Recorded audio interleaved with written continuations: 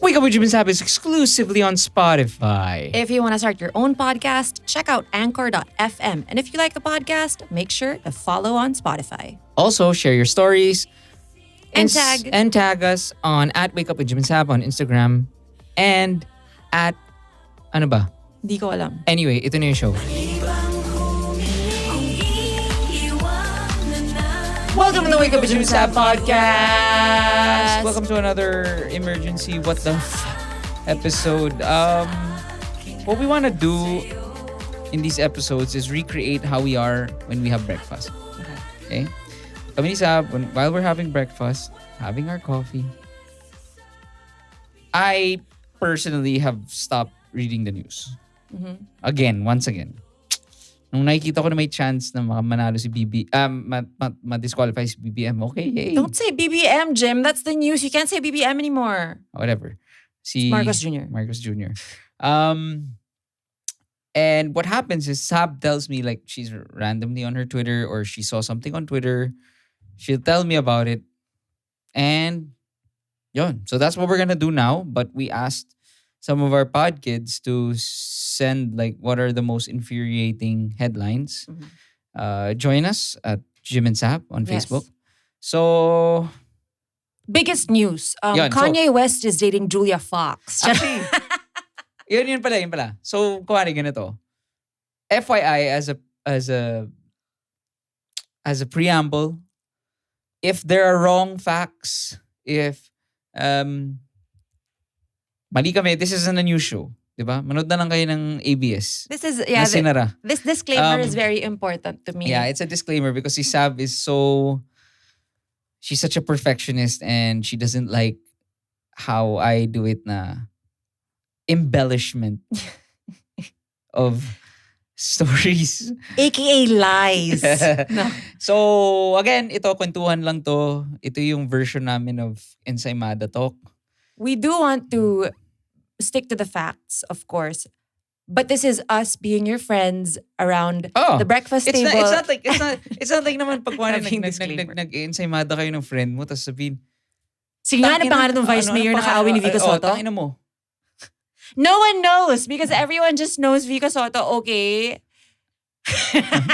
So, yun, we're doing this episode. So, relax. And then if mali kami, it's okay.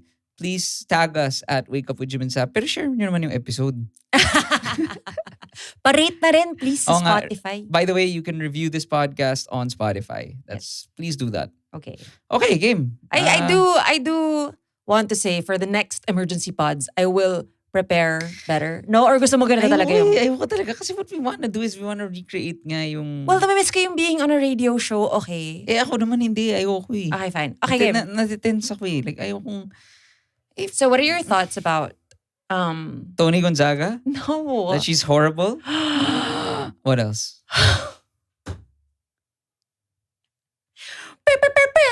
If we were on a radio show, there would be a stinger like that. Ano nga ba yung top story? Well, there is the no vax, no ride thing.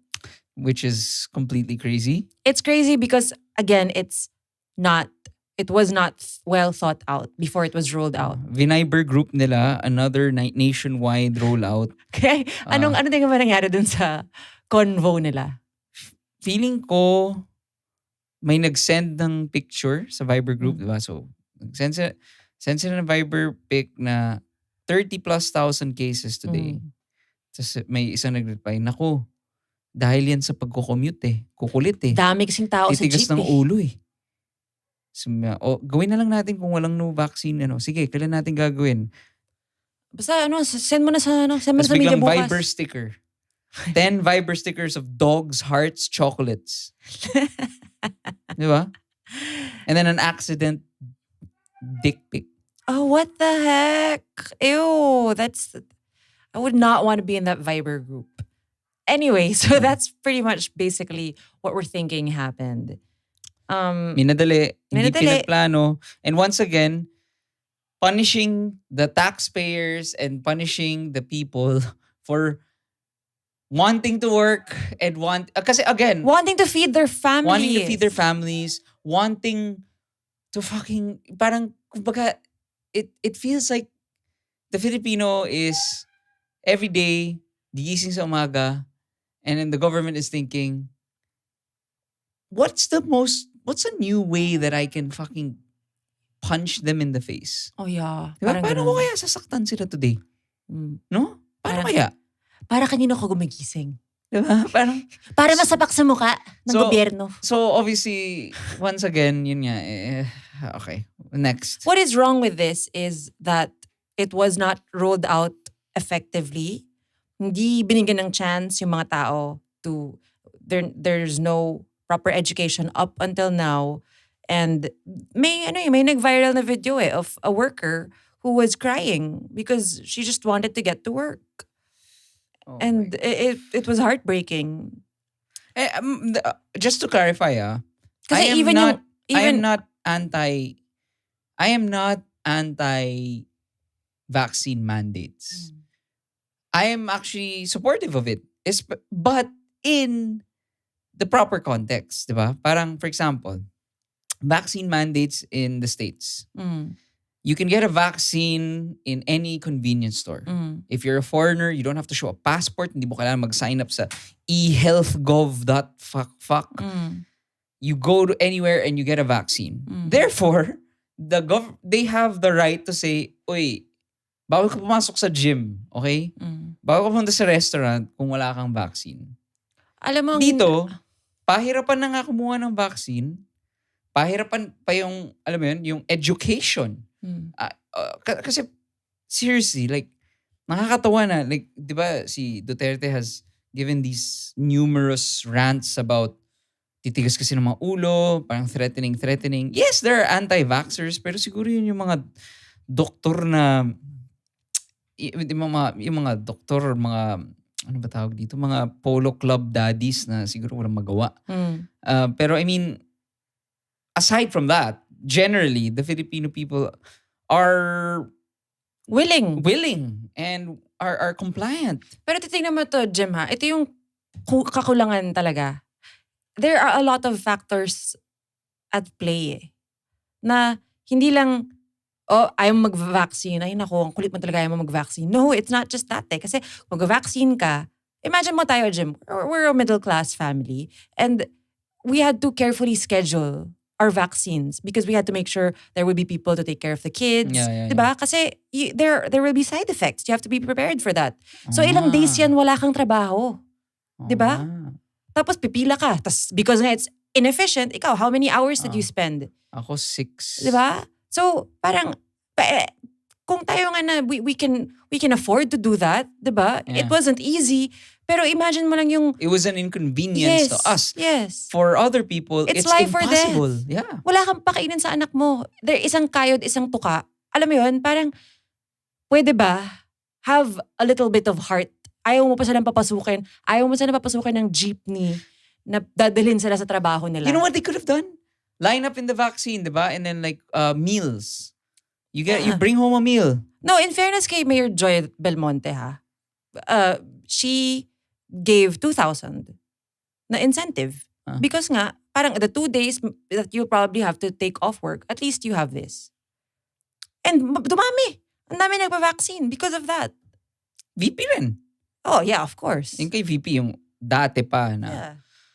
ah, Lately lang kasi yung kay Joy Belmonte. So, yeah. We are voting for Joy Belmonte. really? Because yung kalaban niya is the worst. Sino ka niya? Defensor. Tony Gonzaga? Defensor ba? Defensor ba? Asawa Can ni you pause? Can you pause? Sorry. Asawa ni Tony Gonzaga? Sino kalaban niya? Defensor. Yeah, nagulat lang ako na go tayo kay Joy Belmonte. I remember kasi she was one of the yung parang binigyan ng sabon tapos or parang may yung mga care pack tapos sobrang lalaking joy to the world or something like that. Diba? Tapos parang ayaw mag-apologize. Yeah, something like that. But, It's also a political dynasty. mhm. But yeah, yun yung hassle talaga. Parang lahat ata kasi political dynasty, it's like, it's lesser of two evils kind of thing. yeah. If you have can you tag us and share para we can help promote rin like where can people learn about ba mayors? Mm. Diba? Maybe their website, but then again, that would be No, all no. I mean, clean. parang if we look at it at like like we're analyzing the NBA. Yeah. Diba? You go to Yahoo or There should whatever. be stats. Parang how do you I remember marami na nag-attempt to do this, to collate and see like parang it's easy na parang imagine that if there was a website na you could put in where you live and then parang okay, ito yung district. Ito wala pa talagang ginagawa. Itong vice mayor na to naka-shark Maganda hair. yan, 'Di ba? Mahilig sa gel, manipis yung buhok. Pod Kids, G? Gawa naman kayong Excel, Tapos, ayusin natin yan. Anyway, labo. Okay, what's next? Ayaw mag-commit ni Jim. So, yun, may isa pa na yung Tallano Gold. Ano yun? Have you not heard of that? No. Oh my gosh. So, Ano to? so yung Tallano Gold, from what I understand, because whenever I see Tallano Gold, I don't want to click it because it just sounds so fucking stupid. Ano ba yun? Ano yun? It's like from what I understand that, Jim. And again, disclaimer if I'm wrong. Oh, nagkakape na tayo. Okay, I wouldn't naman say So- sab mali naman yan eh. Oh. But feel free to correct me. It's some sort of Yamashita treasure. Alam mo yung Yamashita treasure? Parang like a hidden Raiders of the Lost Ark. Parang something like that. Okay, Like a okay. Tallano Gold. Parang people are claiming parang hindi corrupt ang mga Marcos. Mayaman talaga sila kasi yung pamilya nila nahanap yung Tallano Gold. Laugh trip. That's been the script, Jim, for so long. What? And then, nung tinanong yung, I forget kung sino yung tinanong. Okay lang yan. Yung lawyer ata, tinanong in an interview, I think this was just a couple of days ago, parang straight up, parang, what can you say about this Tallano Gold? Can we put it to rest na? And then he said something about, you know what, I have not heard of this story, ganyan. But he did not say, no, it doesn't exist. Which is so annoying. So the Marcoses like this story. Of course. Kasi It's their branding. Ah. Diba na parang, we're not gonna say it's not real. Let people think what they want. Can you imagine? Ano yun? Parang si Ferdinand Marcos Sr. Ay, Parang ano pa parang ancestors pa nila. okay. It's like some bullshit. What do you think about that?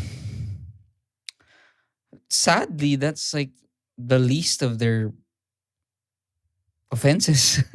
I mean, like parang I can't find humor in that. Parang ako anything Marcos related or not humor or shock value. Parang if you told me that Bongbong Marcos, let's say, pays people to pee on him, like I'd be, oh, okay. How frequent? Parang I gets ko yung sasabi mo na parang hindi na nag-raise yung eyebrows Oh, mo. parang it's like someone saying, uy guys, alam niyo si Lucifer?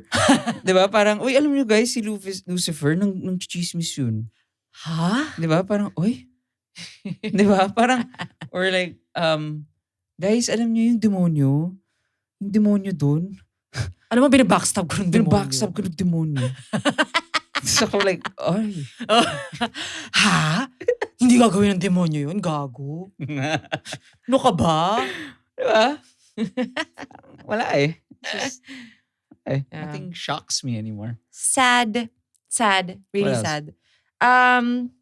There's this, sadly, there's this man who is 80 years old and stole 10 kilograms of mangoes or something. Okay. And then he was thrown in jail. And just nakakasuka lang siya. Alam mo yun? Yeah, my God. Na Imelda Marcos is free. Yeah. And the Darganis are, nagka-COVID pa nga yung isang Dargani in detention. In detention. Yeah. So that's What's happening with the Dargani? May nangyayari na ba dun? I have no For a idea. moment, ito sabi. Mm. It's okay. Meron ako isa pa nakakatawa Sige. tong isa. Before you get there. Nakakatawang nakakainis. For a moment, I was really like, di ba we had that pod with Senator Risa. Mm. I felt like, oh shit, there's movement dito sa Dargani thing. They can link it to Dennis Uy. They can link it to Duterte. Yeah. They can mukhang aggressive. 'Di ba? Biglang wala. I don't know if I'm pero if I'm just completely off the grid, but I don't know anything happening regarding Twinkle and Mohit. Sad. Yeah. Okay, go. Well, did you hear about, this is not what I was going to say, but speaking of face shields and scandals like that about the public health, the DOH said na we're finally going to create a COVID care kit to send out to people. Oh my God. So there's never been any... And then there are screenshots of them saying the exact same thing early last year. Sino nagsabi? Duque? Yes. Tapos parang yung laman nung, it's like a fraction of what's inside VP Lenny's box. I saw VP Lenny's box. Mas marami pa siya kaysa sa mga Christmas na pabigay ng, alam mo yun? Yeah. Diba? Here. This is a serious question. Like, ano kaya ang feeling ning, and this is something like, ano kaya yung feeling ng anak ni Duque? I'm not kidding, Does he have kids? I'm sure.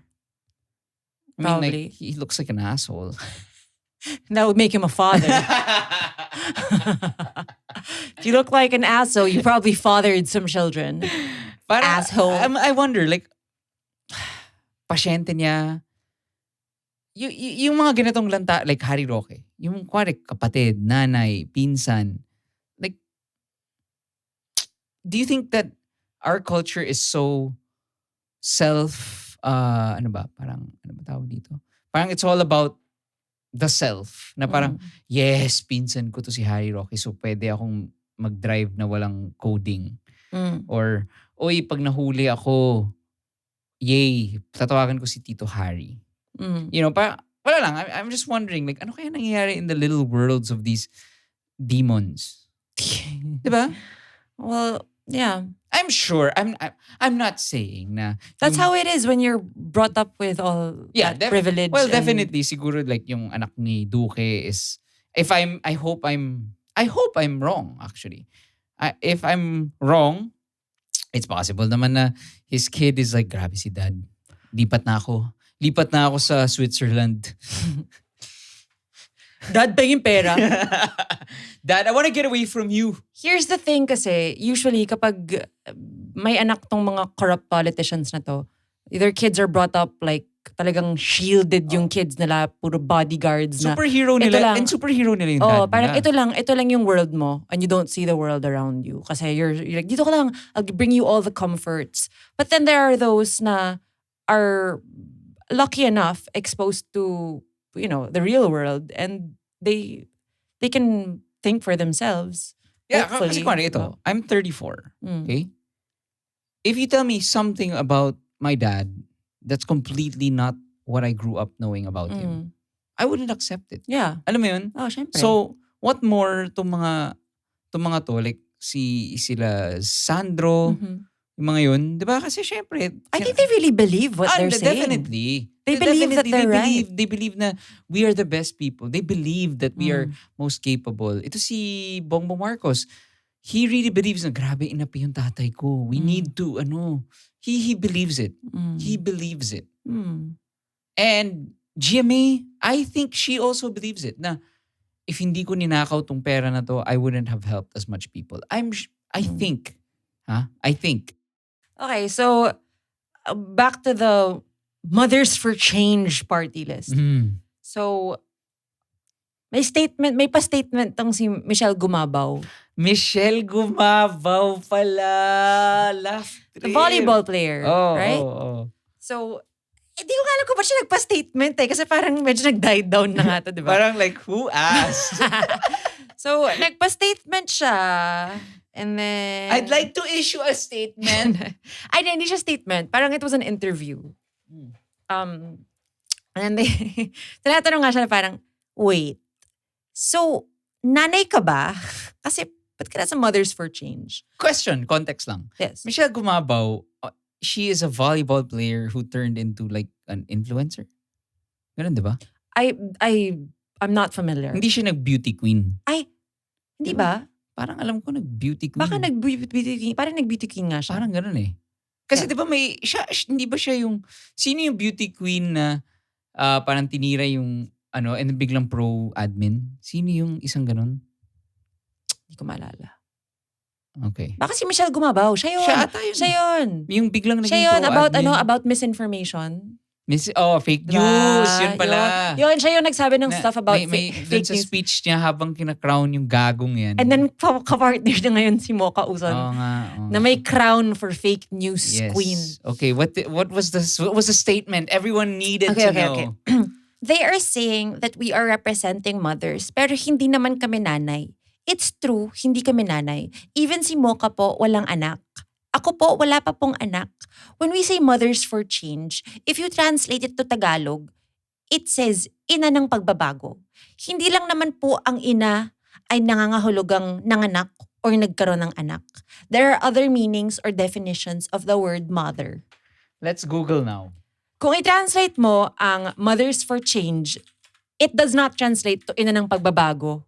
Okay? It translates to mga ina para sa pagbabago. Gago. Ito, mother. Definition, a woman in relation to her child or children. It can be used as a verb. Bring up a child with care and affection. So, I get it was a reach. It was a far reach na parang, it's like, mother, mga ganon. In fairness naman, the definition of a mother is a woman who gives birth or who has the responsibility of physical and emotional care for specific children. Yes, but that is such a reach. It's a for reach. her and It's a Mocha. reach. Parang, shut the fuck up. Wag ka. Don't use that. Who the fuck have you mothered? Yun na lang. Yun na lang. Kasi totoo eh. Kasi gets ko like, someone can say she's a mother of her nephew. Yes. Hindi ko yun ilalaban. Diba? Yes. But I think this is the important thing. The responsibility of physical and emotional care for specific children. So my question is, while you were posting your sourdough bread at Wildflower and having your nails done, Miss Gumabaw, how many children have you mothered? Mothered, yes. Kasi, exactly. ang ang mga party list na ganito, there's supposed to be seats in Congress for the parang underrepresented. So, Jim, as a mother, you will be represented by Mocha Uson. I am just, Michelle Gumabaw. I am infuriated. Well, in fairness, sabi, kung magkaliga ng volleyball tournament yung mga congresswomen. Yes, nasa atin ang pagbabago. Dun, di ba? Or kailangan rumampa o kailangan mag-twerk. Oh my God. So, nako. Anyway, I just want to say, before we end, I'm starting this new pod under this pod. Oh. So, I'm gonna have Ali on. And we're gonna talk about productivity. Oh, fun. Ganyan. So alam mo, Jimmy, sa next natin ganito, dapat kasama si Ali. Yeah, siya naman talaga yung resident news guy natin. Nakatamad lang mag-schedule. Pero, I'm gonna have different people on since Saab has been very busy with her daily vlog. And wala lang, na-miss ko mag-pod and shoot the shit. Pwede ba yun yung name? Shoot the shit with Jim? It's too pa-cool. Sounds too white. So, yeah, sounds about white. Sounds racist. Isip tayo. Ano maganda? Kasi ayoko na naman nakasulat sa feed. Like, ayoko na parang gym. Hindi na. Wala lang. Just wala. Converse. Labas ka lang. Tas, Yeah. Kailangan ko lang ng bagong profile pic. Para oh my God. Who cares? Pwede ba maging ina ka na ng pagbabago? Bye.